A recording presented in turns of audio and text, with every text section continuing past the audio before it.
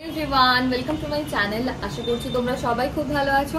আজকে আবার একটা নতুন ব্লগে তোমাদেরকে ওয়েলকাম। আজকে সানডে, তো আজকে সবকিছুই লেটে শুরু হয়েছে।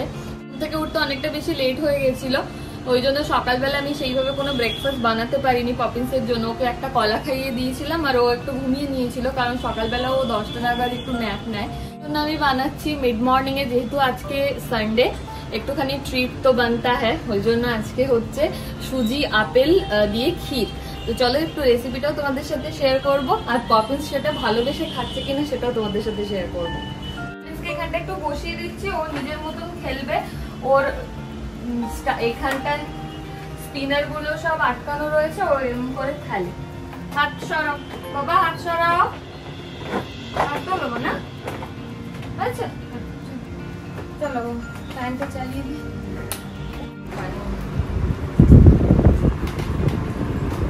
এখানে বসো ফ্যানের কাছে। প্রথমে আমি এখানে প্যানে অল্প একটু ঘি নিয়েছি। আমি পপিন্সের জন্য A2 কাউ ঘি ইউজ করি, সেটা আগের ভিডিওতে আমি তোমাদের দেখিয়েছি। এখানে আপেল আমি গ্রেট করে নিয়েছি, এর মধ্যে দিয়ে দিচ্ছি আমি অল্প একটু ড্রাই ফ্রুটস পাউডার আর অল্প একটু ডেটস পাউডার, দিয়েও ভালো করে এটাকে ভেজে নেবো। একটু ভাজা হয়ে গেলে সামান্য একটু সুজি অ্যাড করব, কারণ সুজি কিন্তু কোয়ান্টিটিতে অনেকটা বেড়ে যায়। এরপর জল দেব, জল দিয়ে এটাকে ফুটতে দেব। সুজিটা যখন সাইজ মানে ডাবল হয়ে যাবে তখন ফর্মুলা দিয়ে দেবো। আর এই সময় গ্যাসটা আমি কিন্তু অফ করে দিয়েছি, দিয়ে খুব ভালোভাবে মিশিয়ে নেবো। এটা একদম রেডি। পপিন্সের ওখানে টেবিলে বসে খেতে ইচ্ছে করলো না, হাই চেয়ার থেকে নামিয়ে নিয়েছি, তাই খাটে বসে খাওয়াচ্ছি। অনেকক্ষণ বসেছিল তার জন্য হতে পারে, ভাল লাগছিল না। ভালো শোনাই, সবাইকে বলে দাও তো কেমন খেতে হয়েছে, বলে দাও। এই তো ভালো হয়েছে, নিচে দেখে দাও। নাচি নাচি শোনাই, শোনাই পপিন্স, নাচি নাচি নাচি নাচি নাচি নাচি নাচি নাচি। হাত থেকে সরিয়ে না করে না, এই যে নাচ। আচ্ছা নাচি, আচ্ছা আগে নাচি নাচি প্লিজ, আগে নাচি নাচি তারপরে ওটা। হ্যাঁ নাচি নাচি। আচ্ছা তাই, খাইয়ে নিই। আর এরপরে আমি আমাদের ব্রেকফাস্ট বানাবো, তোমাদের সাথে আমি শেয়ার করবো। আজকে ব্রেকফাস্টে আমরা খাবো হোয়াইট সস পাস্তা, তোমাদের সাথে রেসিপিটা আমি শেয়ার করবো। তো চলো খাইয়ে নিই পপিন্সকে। আমি পাস্তাটা বানাবো আগারোট এই রয়্যাল এনামেল কাস্ট আয়রন সসপ্যানটা দিয়ে, যেটাতে লিড রয়েছে। আর এটার ক্যাপাসিটি হলো 1.9 লিটার, ডায়ামিটার হলো 20 centimetre, close fit heavy lid রয়েছে এটাতে।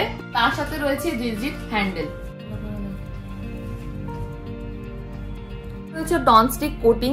সতে বয়েলিং যে কোনো রকমের রান্না ইজিলি করতে পারবে। এটা হাই হিট রেজিস্ট্যান্ট আর ইজি টু ক্লিন। এটা গ্যাস ওভেনের সাথে সাথে ইন্ডাকশন ফ্রেন্ডলিও। রেসিপিটা দেখে নেওয়া যাক। পাস্তাটা সেদ্ধ করার জন্য আমি এখানে সসপ্যানে পরিমাণ মতন জল দিয়ে দিচ্ছি, দিয়ে ঢাকনা চাপা দিয়ে এটাকে ফুটতে দেব।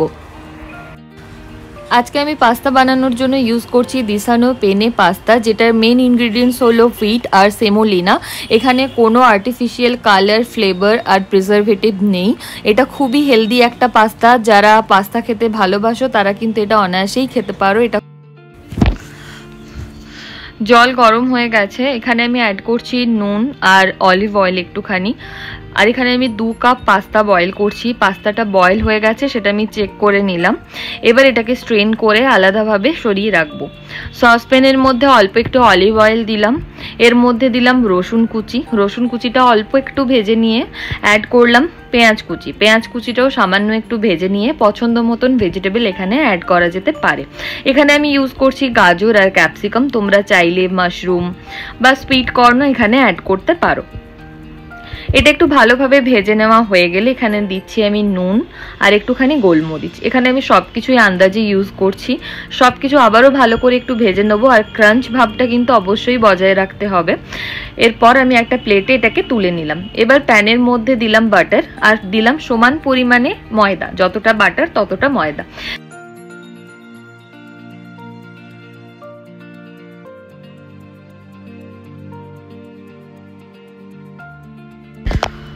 আমি পরে অল্প একটু ময়দা ইউজ করেছি, এরপর অল্প অল্প করে আমি জল এখানে অ্যাড করছি আর হুইস্ক করছি। এইভাবে না করলে কিন্তু লাম্পস থেকে যাবে, সমানে তোমাদেরকে এই সময় এটা চালাতে হবে। এরপর এখানে আমি একে একে করে অ্যাড করব নুন আর গোলমরিচ। নুন আর গোলমরিচ কিন্তু আগেও দেওয়া হয়েছে, তো আন্দাজ বুঝে দিতে হবে।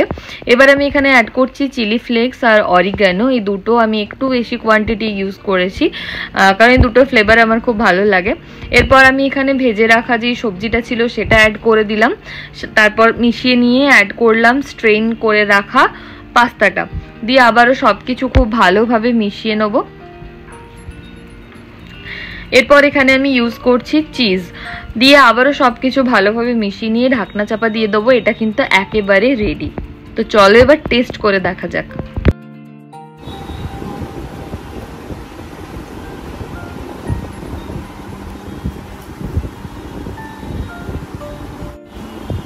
আমাদের লাঞ্চ, আমরা পপিন্স চিৎকার করছে ওর খিদে পেয়ে গেছে, তো আমি লাঞ্চ দুজনেরই নিয়ে নিয়েছি, অর্ঘেরও আছে পেছনে। তো এখানে আছে পরোটা, চিকেন কষা আর একটুখানি স্যালাড আর একটুখানি চিনি নিয়েছি।